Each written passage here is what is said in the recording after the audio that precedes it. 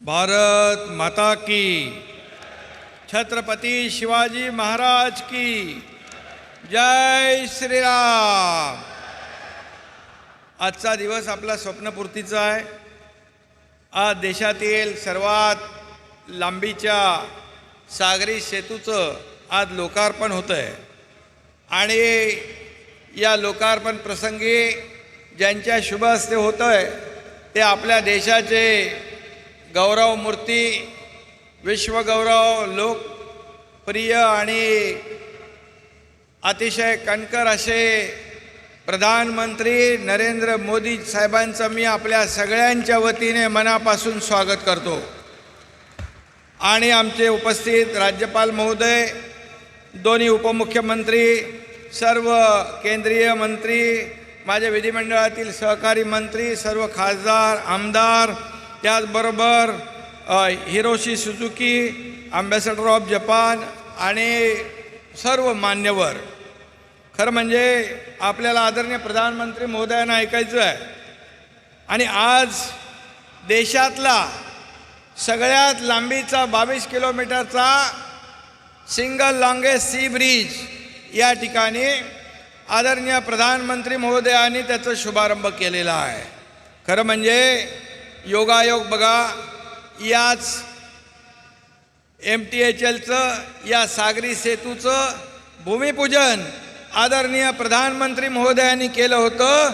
त्यावेळी देवेंद्रजींच्या काळामध्ये ते मुख्यमंत्री असताना, आणि त्याचं उद्घाटन देखील आज मोदी साहेबांच्या शुभ हस्ते होतंय। याचा आपल्या सगळ्यांना सार्थ अभिमान आहे, आनंद आहे। मध्ये कोविडचा काळ गेला।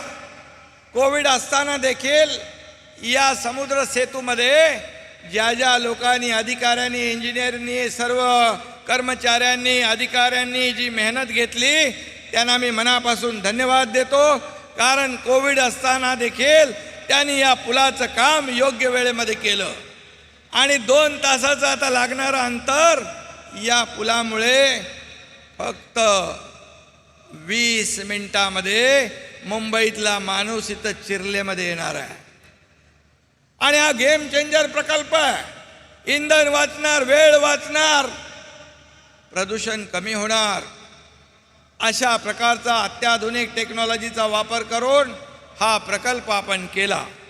खरं म्हणजे याच्याबरोबर आज Kharkopar Uran railway line, Dighagaon railway स्थानक, सूर्या पाणी पुरवठा योजना, नवी मुंबई मेट्रो मार्ग 1, बेलापूर ते पेंढार, खाररोड आणि गोरेगाव दरम्यान नवीन रेल्वे लाईन यांचं देखील आपल्या राष्ट्राला समर्पण केलं जाणार आहे।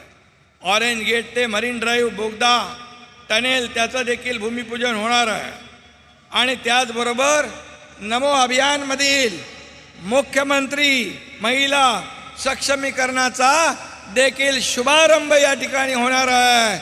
लेक लाडकी लखपती या योजनेचा देखील शुभारंभ होतोय। हजारो महिला या कार्यक्रमाला उपस्थित आहेत।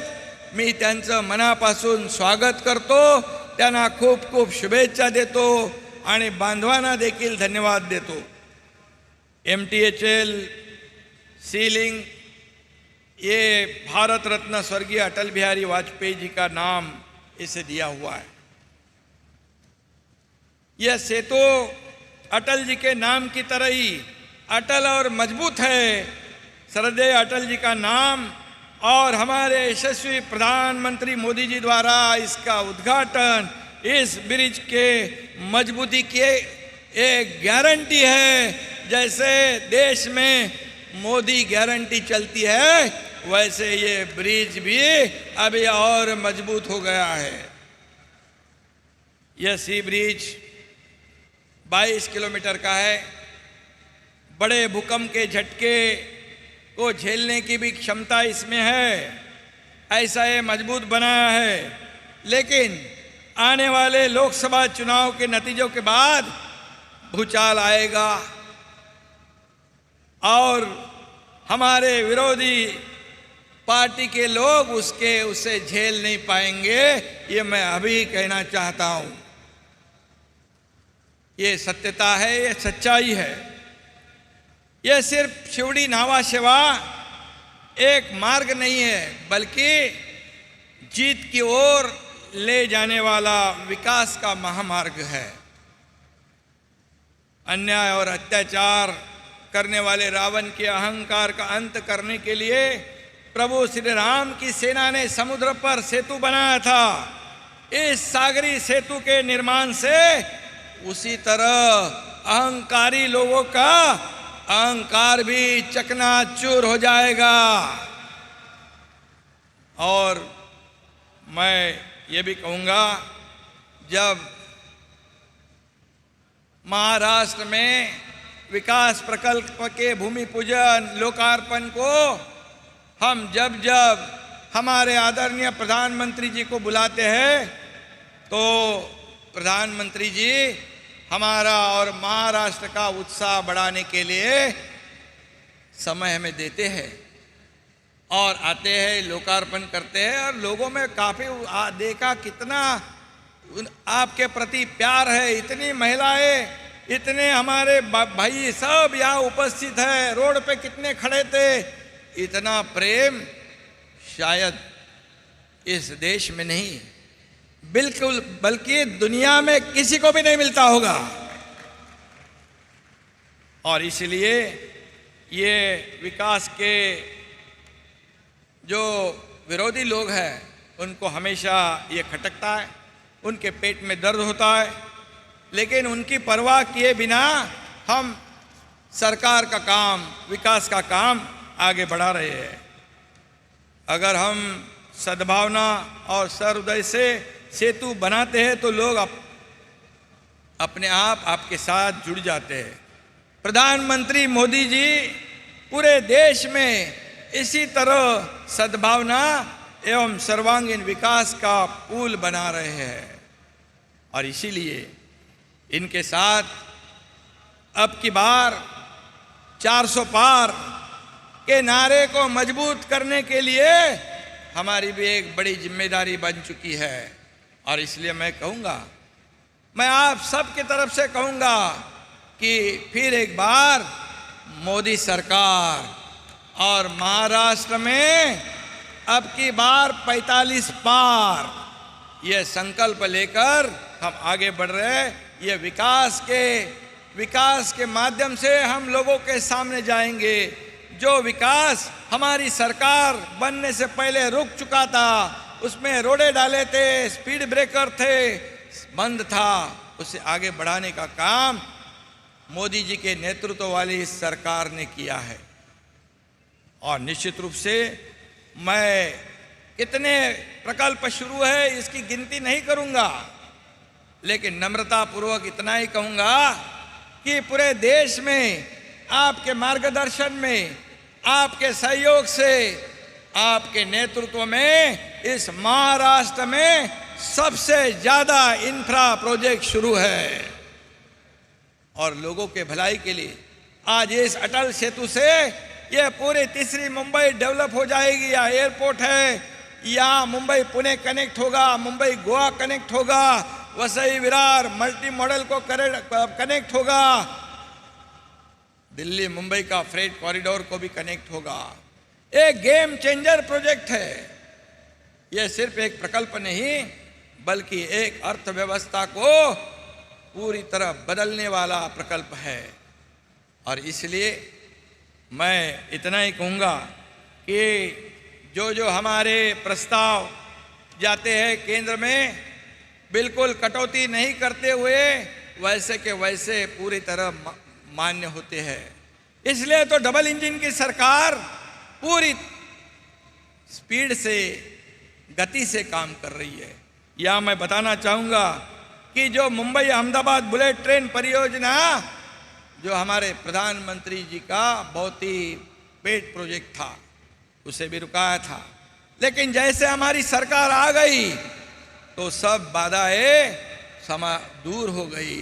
उसका भी काम, लैंड एक्विजिशन हो या जो भी काम है, उसे भी आगे बढ़ाने का काम हमें शुरू किया है। और निश्चित रूप से मोदी जी के नेतृत्व में देश की प्रगति बुलेट की गति से हो रही है, यह वास्तवता है। 50-60 सालों में जो नहीं कर पाए, वो जो 9-9.5 सालों में मोदी जी ने करके दिखाया है। इसीलिए इस भारत का नाम पूरी दुनिया में अदब से लोग लेते हैं।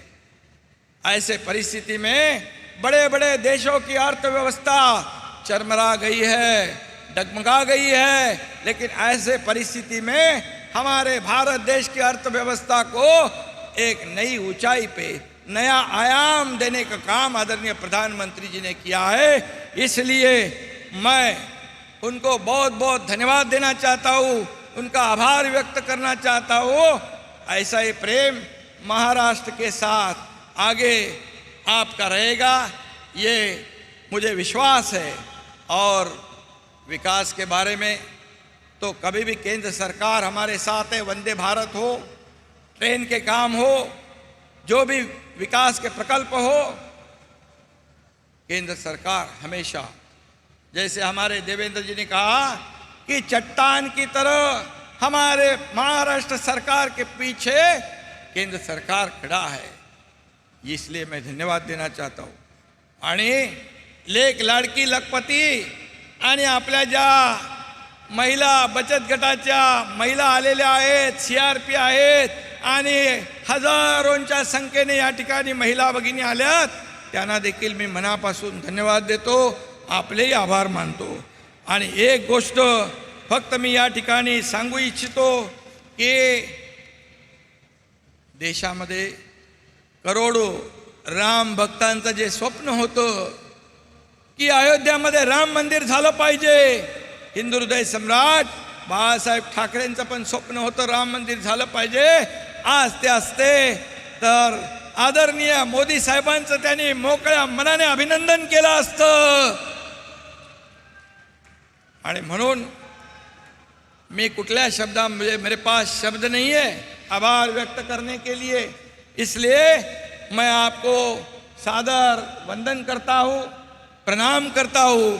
आणि मी आपल्या सगळ्यांना एकदा सांगतो, 2 मिनिटं सगळ्यांनी या अयोध्येमध्ये राम मंदिर निर्माण होत आहे यासाठी उभं राहून आदरणीय प्रधानमंत्रीनं मानवंदना द्यायची आहे। टाळ्यांच्या गजरामध्ये उभं राहून सगळ्यांनी मानवंदना देऊन जय श्रीरामचा आपण घोषणा करूया, घोष करूया, जय श्रीराम।